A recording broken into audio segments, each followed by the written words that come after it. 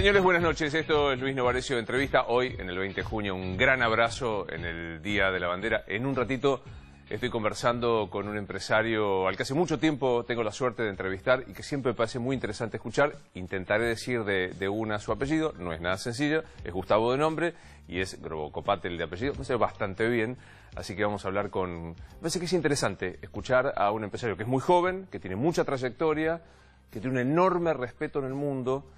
No hay, a nosotros que nos gusta, a los argentinos que nos gusta agrandarnos mucho, no hay demasiado sector como la agricultura que tenga tanto respeto en el planeta, digo, con cosechadoras que son miradas en todo el mundo y con empresarios como Grobo, que son admirados por el desarrollo que han tenido. Así que en un ratito hablamos de esto, de la coyuntura y de su vida, porque me parece que vale la pena hacerlo. Por si alguna duda cupiese, soy de la ciudad de Rosario, y para mí el 20 de junio es un día muy particular. Creo que los que vivimos en este país poco federal y que llegamos a esta maravillosa ciudad, que es la capital federal, sostenemos algo, aparte del afecto por nuestras raíces, que es el intento de demostrar que el federalismo es algo más que la coparticipación de impuestos. Que no es poco. En este país federal, la coparticipación sigue siendo a discreción del gobierno nacional de turno y no se soluciona.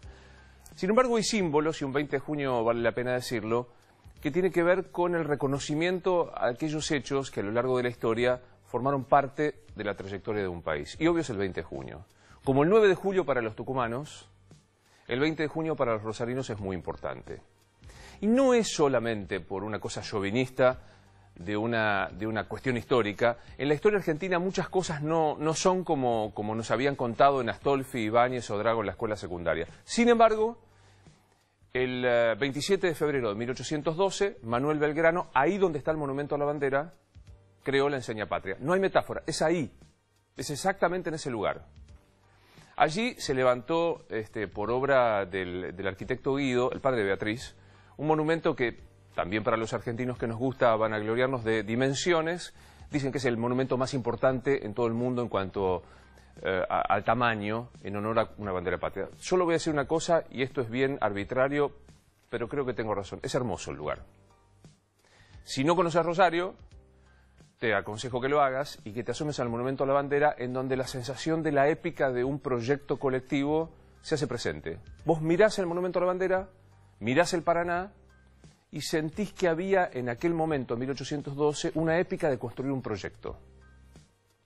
El presidente Mauricio Macri decidió no ir. Insisto, para los rosarinos es toda una historia, si el presidente va, si el presidente no va. Ayer su secretario general de la presidencia, Fernando Andrés, y después Rogelio Frigerio, explicaron que no iban porque temían manifestaciones, no que pusiesen en peligro la seguridad del presidente, sino que malograsen el acto.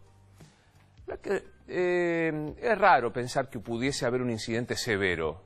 Que podía haber manifestaciones en contra del presidente, es probable. Que no es lo más adecuado que se use un 20 de junio, también. Ahora, recibir el denuesto público es más importante que ir y hacerse presente en un territorio que tiene que ver con la historia de la Argentina. Personalmente creo que no. En lo personal también, lo que más lamento es que el presidente no haya ido para ver cómo está el monumento a la bandera. Es una obra arquitectónica monumental, que tiene obras escultóricas, mirá lo que son las casualidades, dije Tucumán, de la escultora tucumana más notable de fines del siglo XIX y del XX, que es Lola Mora. Es un lugar con obras de tamaño increíble y estupenda, que está literalmente en ruinas. No exagero, porque vos decís, no, si yo paso y lo veo. Mira, se llueve. El monumento a la bandera tiene las paredes de mármol travertino rajadas. Crecen entre las estatuas de Lola Mora y en los lugares donde se juntan las lajas yuyos, malezas. Esto que vas a ver ahora son imágenes que forman parte del informe de un concejal de la ciudad de Rosario, Pablo Hapkin, a quien conozco mucho y que probablemente sea el intendente de la ciudad de Rosario en las próximas elecciones. Y que se planteó lo siguiente, hubo un problema severo de dejación, de dejar el monumento a la bandera así. Entonces se llamó una licitación, 2016. Se adjudicó 2017. Son aproximadamente 150 millones de pesos, que al cambio de entonces Son casi 9.100.000 dólares. Primer dato, ¿no? Hace no más de 2 años el dólar estaba a 16. Hoy casi bordea los 29. Es un país particular el nuestro, ¿no es cierto? Bueno, se decidió que... yo esta mañana lo comenté en Radio La Red, lo publiqué en Infobae, he recibido la comunicación de todos los ministerios, de las municipalidades. Es kafkiano la explicación que hay. Que esto se licitó en partes entre el Ministerio de Interior, el Ministerio de Cultura y la Municipalidad de Rosario. Que lo empezó a ejecutar uno, pero que como la empresa se vendió, era de Angelo Calcaterra, la empresa, y la vendió. Entonces hubo un cambio, que se reasignó a esto, que al reasignarse de cultura a interior, interior cumplió, pero resulta que la Municipalidad de Rosario, mira, yo te digo lo concreto, de acuerdo al pliego de licitación, tendría que terminarse en septiembre de este año. Se fueron, sacaron los andamios y se fueron los trabajadores, pasó todos los fines de semana por ahí. Entonces hice esta pregunta, el concejal Hapkin trajo la documentación, que si te interesa está publicada en Infobae, para que veas que no estoy adjetivando, estoy sustantivando la cosa. Y pasa esto que vos estás viendo. En el lugar, en donde es físico, sin metáfora, donde Manuel Belgrano, uno de los primeros, si no el primer periodista, incluso antes que Moreno, pensó el país, entre las lajas crecen yuyos. Se llueve, se clausuró una parte porque no se puede visitar. Se gastaron 9 millones de dólares y quedaron chorreados los mármoles, quebrados los mármoles, hay agujeros, se hundió. Me decía hoy un experto en restauración que usaron, está ahí, usaron una serie de herramientas que en la época en que se creó la rueda ya eran viejas. ¿No es un símbolo? Exagero si digo que lo que pasa hoy, no yendo el presidente y teniendo el monumento a la bandera, ¿no es un símbolo? ¿Qué cosas hay en nuestro país que nos unen indiscutiblemente? La democracia no es la unanimidad de criterios, es el gobierno de las mayorías con irrestricta defensa de las minorías, de las minorías, pero hay 5 ideas que un viejo politólogo decía constituyen el proyecto sugestivo de la nación. ¿Qué? ¿Las Malvinas son un hecho indiscutible? ¿Sabes que no? En nuestro país discutimos a los combatientes de Malvinas. La bandera es discutida y la expresión máxima de los últimos 60 años es como está el monumento a la bandera. Vuelvo a decir feliz día de la bandera. Me parece que si el presidente Macri hubiese ido, quizá hubiese recibido algún insulto. Quizá hubiese levantado su vista para ver tener esta mirada épica que yo te decía, y hubiese visto cómo está el monumento a la bandera. Como rosarino y como un hombre agradecido de esta Argentina que me da la posibilidad de trabajar en la capital federal, da un poquito de vergüenza. Lo recibo a Gustavo. ¿Qué haces? ¿Cómo estás? Bien. Qué gusto verte tanto tiempo. ¿Bien? Placer. Por favor. Feliz día de la bandera. Bueno. Ninguno de los dos nos pusimos escarapela, conste. Igualmente. Sí, es cierto. ¿Cómo estás? Bien, muy bien. ¿Arrancamos? Sí, señor. ¿Qué es la bandera? Digo, ¿tenés millajes controlados de cuánto viajaste por el planeta? No, no lo sé, no. Pero varias vueltas me da la impresión, ¿no? Sí, mucho. ¿Qué es la bandera argentina para vos? Bueno, es un símbolo, es un artefacto cultural. Algo que te estaba escuchando lo que decías. Era importante que el presidente mire el monumento, pero también que mire esa mirada sobre el río Paraná y tenga esa vista sobre tan, digamos, sugestiva, sobre el futuro, sobre Argentina. Siempre que veo el monumento a la bandera te agarra como cosita, ¿no? ¿Es cierto? Sí, sentís un poco esa gesta que pensaron en 1812. ¿Sentís que eso, digamos, somos casi de la misma edad, yo soy más viejo que vos? ¿Decís la edad o no tanto? Sí, 56, no, vos sos más sos joven. más viejo. Claro, estoy mejor, pero... Estás mejor, después me dirás el secreto. Digo, a los 56 uno tiene bastante por delante, sí. Pero digo, has recorrido mucho. ¿Sentís que tenemos un espíritu de gesta en este momento en la Argentina o es el día a día tapar lo que hay? Tenemos un país, somos parte de un país complejo en eso. Yo creo que sí hay un espíritu de gesta. Yo creo que en cada argentino está ese espíritu de la inmensa clase media, culta, abierta al mundo, con expectativas de ascenso social o de movilidad social ascendente, que nos gusta ser amigos, que somos solidarios, eso está. Y por otro lado está otras cosas, por ejemplo el cortoplacismo, que tiene que ver con que vivimos en permanentes shocks. Y básicamente lo que veo cada vez más es una diferencia muy grande, un gap entre las expectativas y las realidades. Y ahora cuando está el Mundial de Fútbol también me divierte mucho leer y escuchar los comentarios de los críticos sobre lo que pasa. Y en el fútbol se ve, es algo maravilloso, porque si Messi hubiese metido el gol, estábamos en la gloria diciendo que somos los mejores del mundo y haciendo todo. Como no lo metió es una tragedia, inclusive Messi es una tragedia. Bueno, creo que así también somos en la economía, en la sociedad, en la cultura. Todavía estamos como una etapa preadolescente o adolescente, ¿no? Alguien que adolece algún problema.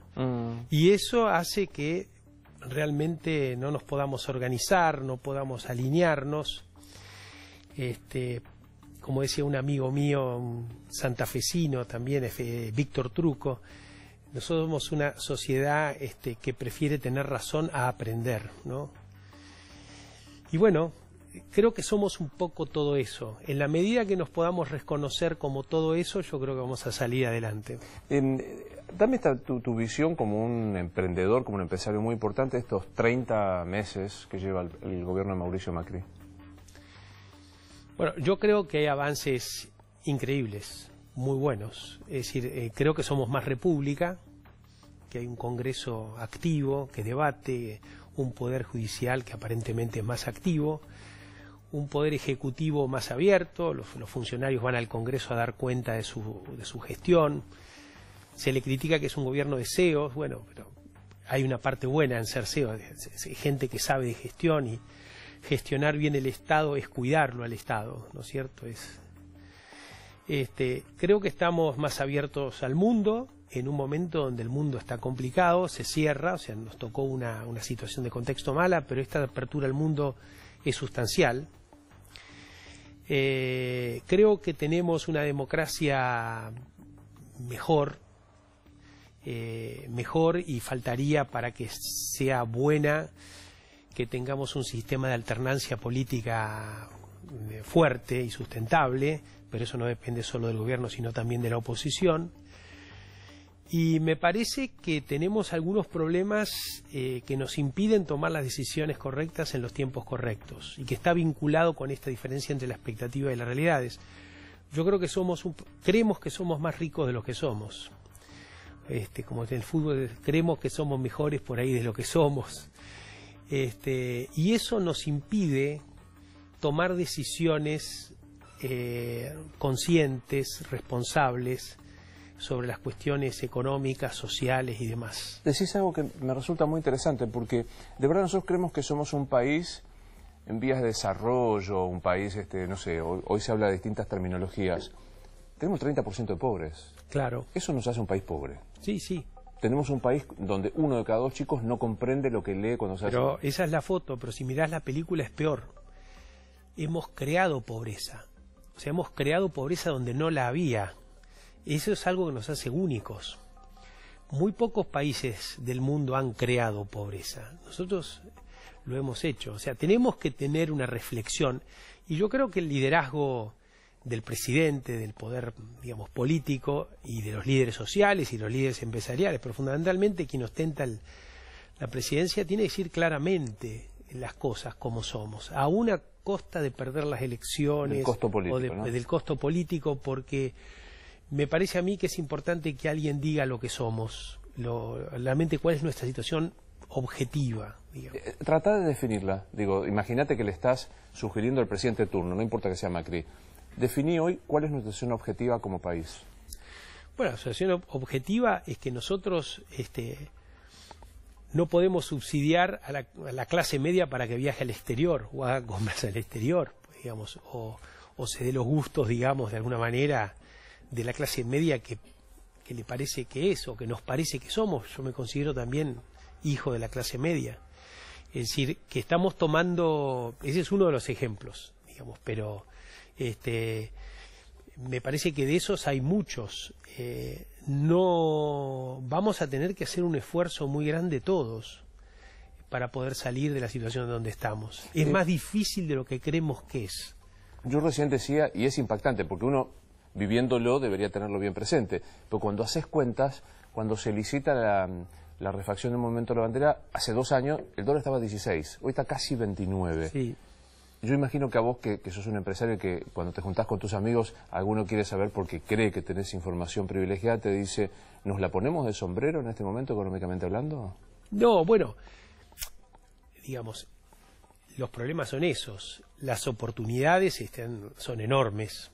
Es decir, Argentina es un país que tiene mucha riqueza desde el punto de vista humano, cultural y de naturaleza. O sea, tenemos cosas para vender al mundo y para proveer al mundo que nos hacen únicos. En mi sector, agroalimentos o agroindustria es uno de ellos, pero hay otros, servicios basados en el conocimiento, turismo, minería, energía. Bueno, hay muchos sectores que realmente son diversos, son buenos. Yo que ando bastante por el mundo también, no veo muchos países con el enorme potencial de Argentina. Y eso es un compromiso y es un desafío. Es decir, no es algo que va a ocurrir, es algo que tenemos que hacer que ocurra, ¿no? Y para eso se necesita inversión, se necesitan empresarios, emprendedores, se necesita un Estado de este tiempo acompañando a estos desarrollos, facilitándolos, integrándonos al mundo. O sea, es un esfuerzo colectivo, coordinado, sistémico,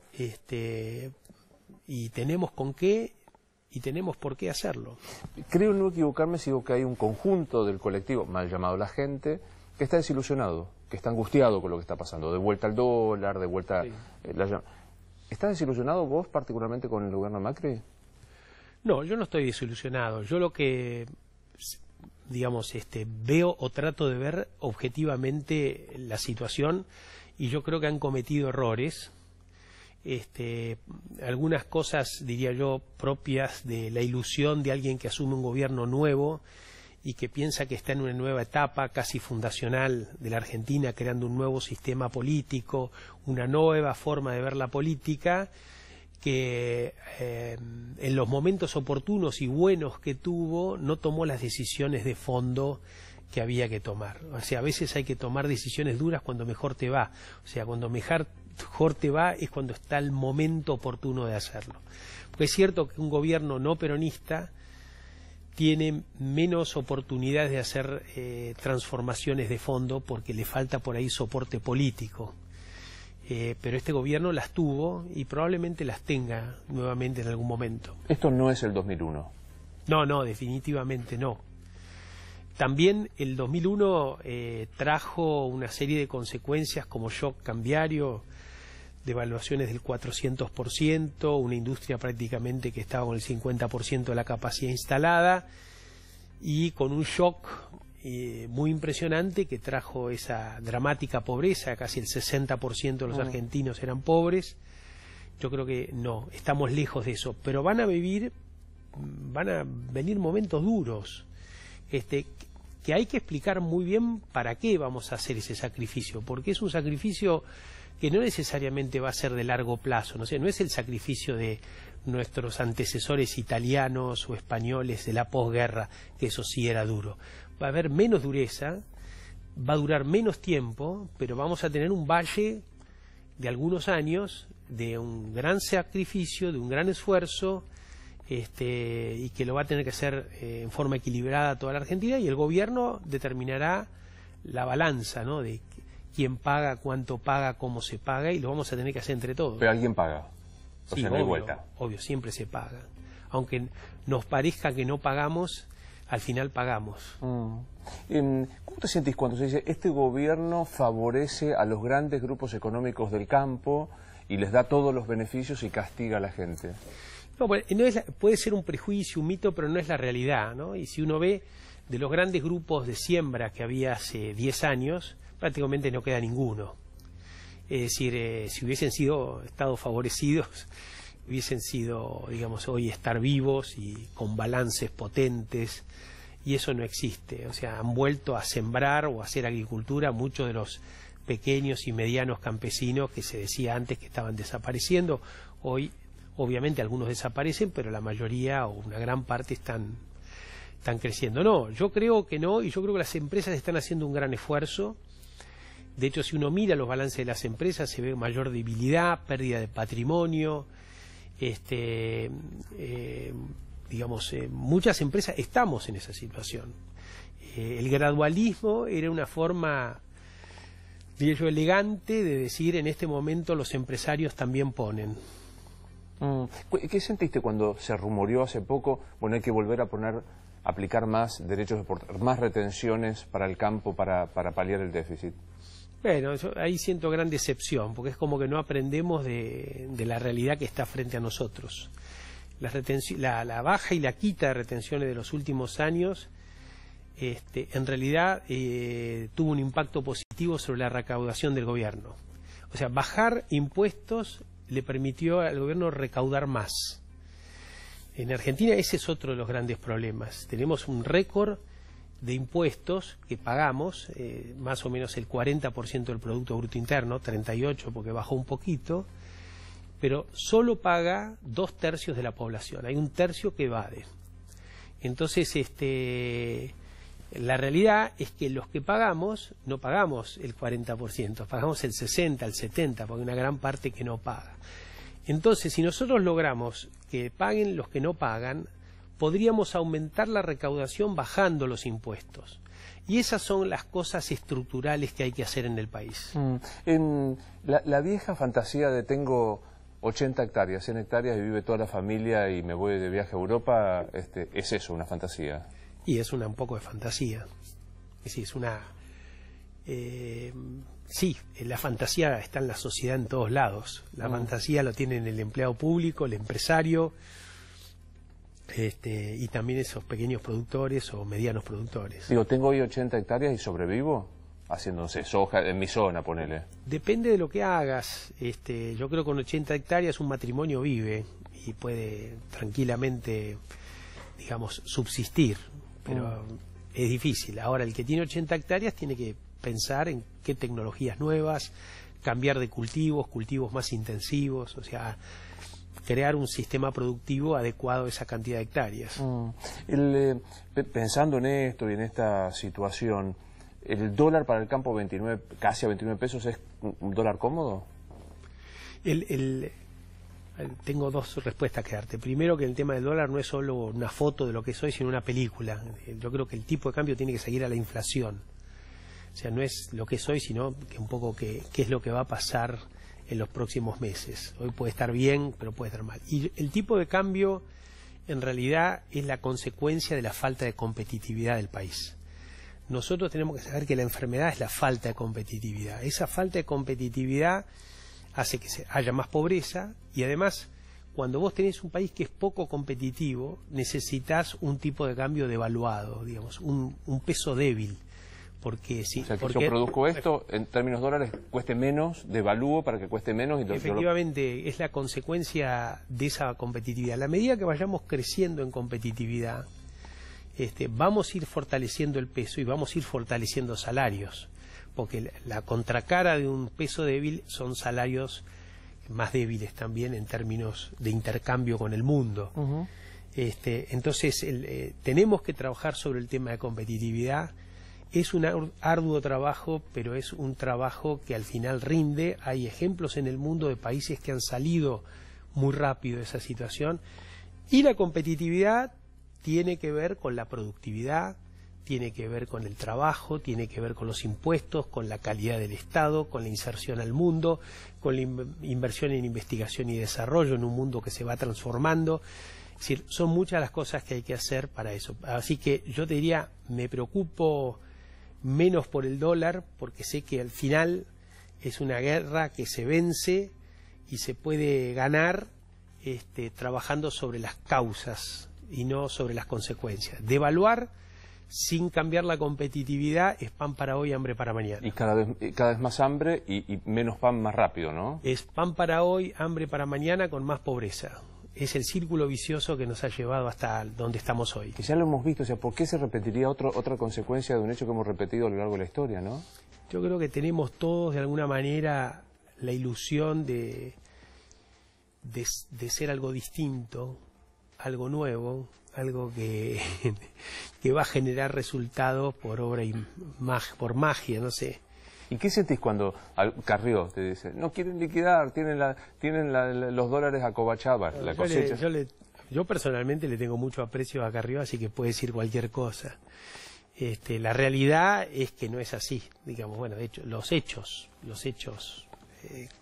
digamos, vos ves cuánto se liquidó el año pasado, cuánto se liquidó hoy, este año se liquidó muchísimo más que el año pasado. Lo que pasa es que hay menos granos, por la sequía, por las inundaciones. Es decir, el productor este año en general ha perdido dinero enormemente, por eso liquida menos porque tiene menos. Eso también nos define como un país pobre, ¿no? O sea, dependemos de la naturaleza, dependemos casi del azar. Por supuesto, y en este caso no dependemos de un recurso como la minería o como la energía, como el petróleo, sino que es algo un poquito mejor, porque dependemos del esfuerzo de 100.000 productores y casi 500.000 personas más que están alrededor, pero sí, y es muy emotivo cuando uno viaja por el campo, ver más allá de lo que sale en el diario todos los días, y esta, digamos, agobio que hay cotidiano, la gente como labura. La gente sale a sembrar, cultiva, tecnología, quiere lo mejor, compra maquinarias. Es como que hay otro país del otro lado de la General Paz. Menos neurótico que el que vimos todos los días. ¿Qué recuerdo tenés de aquel día de cuando Cristina dijo el yuyo por la soja? No, bueno, fue un momento complicado. Yo creo que mi punto de vista es que no fue una cosa despreciativa, ¿no? Lo dijo como un chiste, como una ironía, y bueno, después quedó. Pero en todo caso era el desconocimiento, ¿no? No hay que olvidarse que ella y Néstor básicamente venían de una provincia muy lejana donde básicamente las actividades que tenían que ver con la renta, ¿no? Y no con la producción. De ahí esta idea aislada del mundo de que integrarse era un peligro y de que no se podían generar relaciones ganar-ganar. Siempre para que alguien gane, otro tiene que perder. Y esa es la matriz de pensamiento que lo llevaba a tomar decisiones, ¿no? Definime a Cristina Fernández de Kirchner.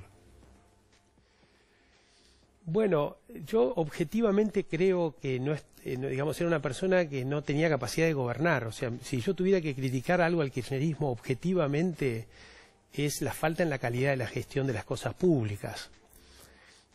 Sobre las otras cuestiones, bueno, la justicia dirá o no, digamos, pero la falta de gestión era notable y en algunos casos, más vinculados con la economía, mucho más. En otros casos no tanto, ¿no? En lo de ciencia, tecnología.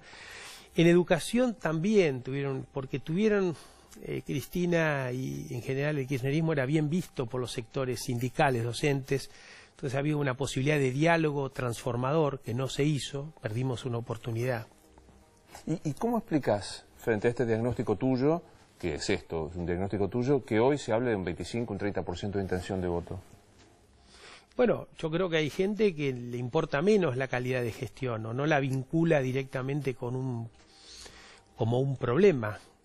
Y sí le cree en otras cuestiones de cómo se estructura el pensamiento vinculado a la política, ¿no? Es que en realidad Argentina es víctima de una conspiración conspiración interna y externa, y entonces creo que es mucho más fácil creer en ese tipo de cosas para tratar de explicar lo cotidiano que pensar que la responsabilidad está en nosotros mismos, en el esfuerzo, en competir con el mundo.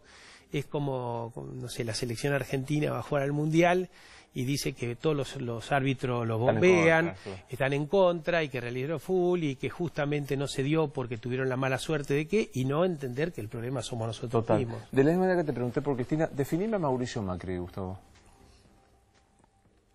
Bueno, Mauricio Macri es un hombre que viene del sector privado y decidió hace muchos años, muchas décadas, dedicarse a la función pública. Creo que eso es una frontera, ¿no? Es algo muy loable. Nosotros uno de los problemas que tenemos es que hay poca gente del sector privado que va a lo público y poca de lo público que va a lo privado. Son como dos mundos separados. Hay una grieta ahí, sí. Y eso impide que haya un diálogo fecundo entre esos dos mundos. O sea, en la medida que haya un flujo mayor, es muy bueno. En Brasil sí hay un flujo mayor y eso realmente es muy positivo para la política brasileña. Entonces, él rompe de alguna manera esa historia, llevó a mucha gente al sector privado de la política, gente con vocación de servicio, y me parece... Y creo que en este momento, básicamente los últimos comportamientos que tuvo en la crisis, estoy viendo a alguien que es un líder a su manera, te puede gustar o no, te puede gustar cómo habla, cómo no habla, lo que piensa, pero es un estilo de liderazgo que está dispuesto a sacrificarse para que las cosas cambien. A mí me, digamos, más allá del éxito o no que tenga, ojalá que aparezcan mucha gente con vocación por lo público, ¿no? Pienso, el que te está viendo, que te dice está dispuesto a sacrificarse y tiene los aumentos de tarifas, el 30% de inflación, sí, el miedo a perder el trabajo o no tenerlo. Es terrible, sí. Yo creo que vamos hacia eso, vamos a un periodo donde hay que tomar decisiones. Esas decisiones no necesariamente son en contra de los sectores más pobres. Creo que de hecho este gobierno está poniendo más dinero y más ayuda que el gobierno anterior en los sectores de menos recursos. Creo que se está afectando mucho a la clase media, y creo que la clase media va a hacerlo. Y después está la clase alta, que obviamente que hay que tratar a través de los impuestos y la redistribución del ingreso, que haga también su mayor aporte, ¿no? Me parece a mí que el sector privado, la población va a tener que hacer ese aporte. Creo que Macri está consciente que el gobierno tiene que hacer una serie de reformas para que también sean aportes, y en eso van a muchos de los compromisos que se ha tomado con el FMI.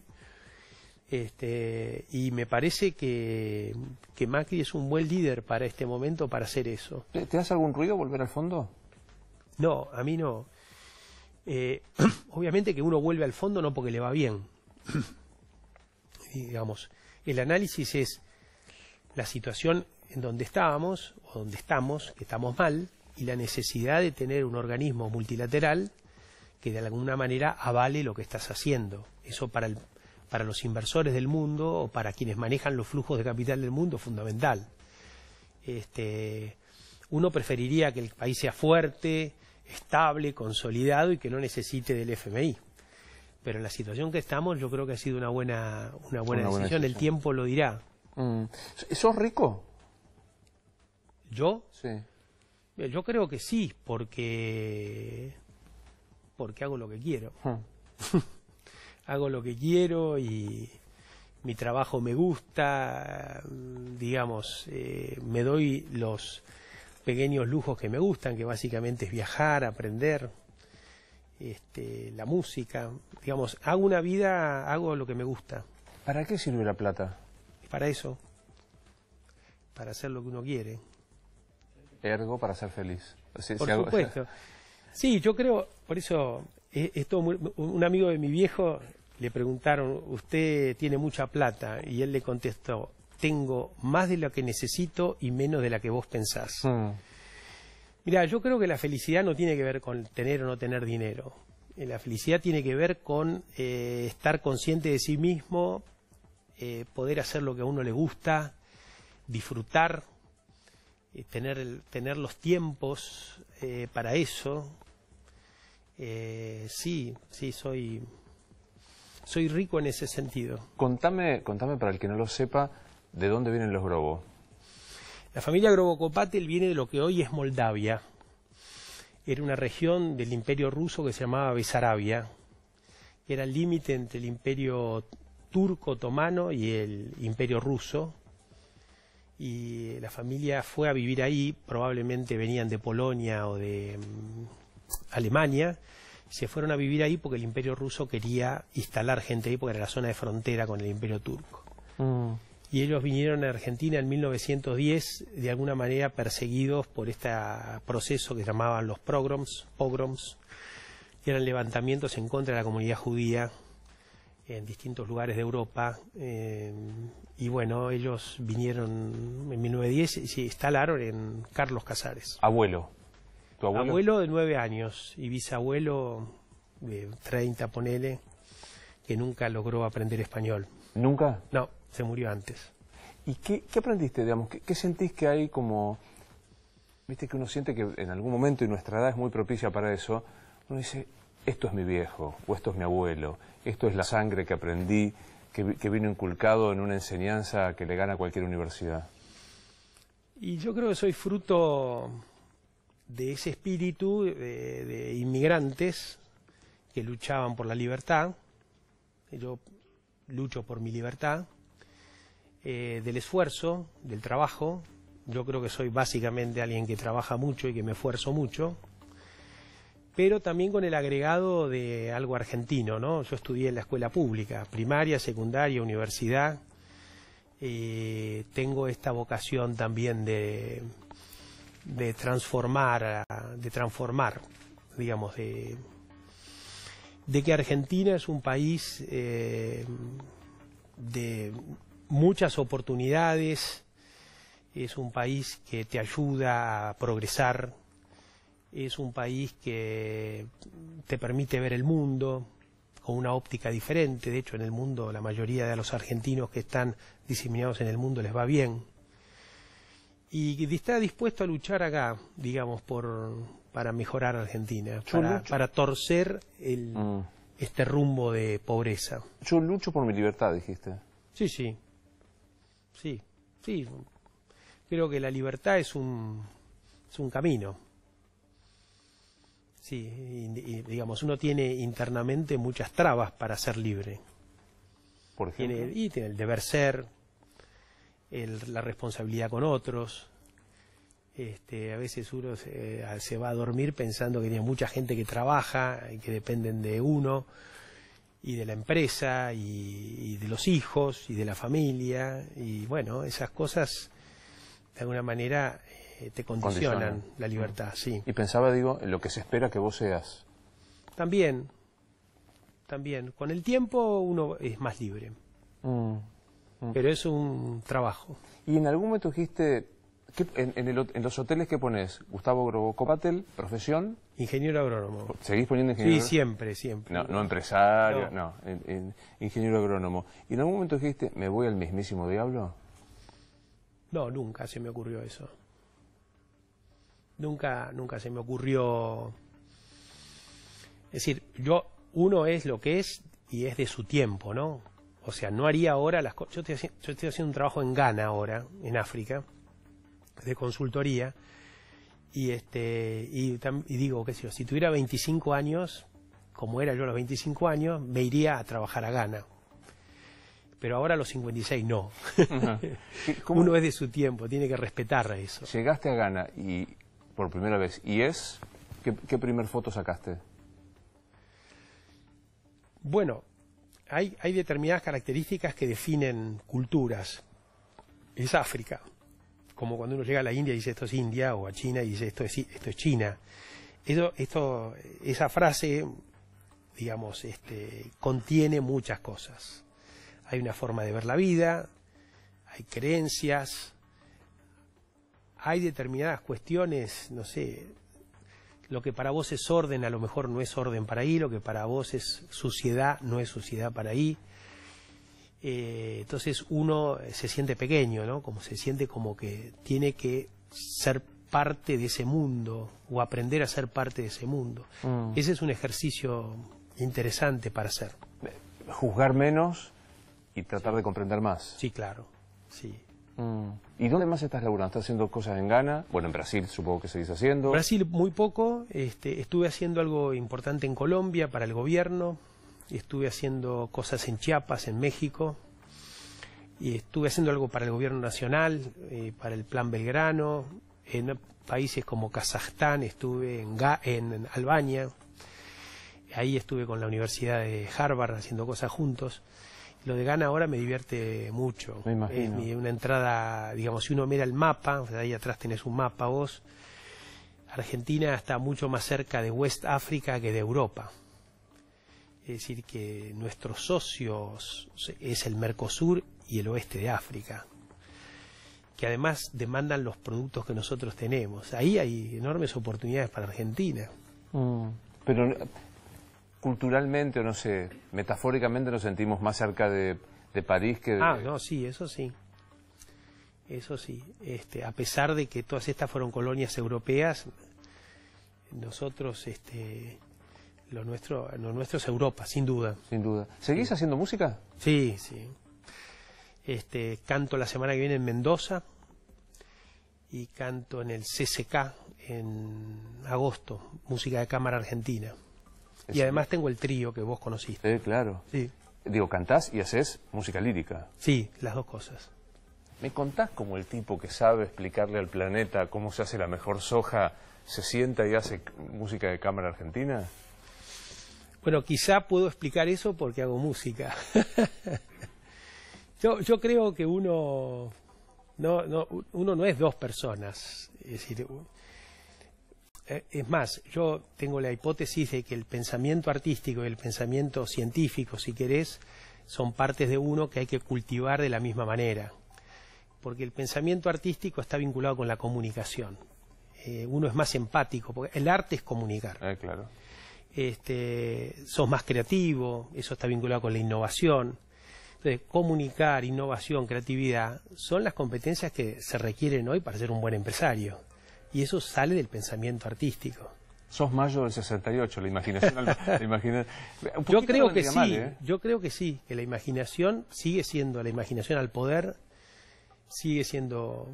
tenemos que tener, los políticos de este tiempo, los empresarios de este tiempo, tienen que ser mucho más imaginativos. ¿Sentís que el PRO tiene esa apertura, aferrados a las encuestas como en algunos? ¿Sientes apertura de ser más artistas?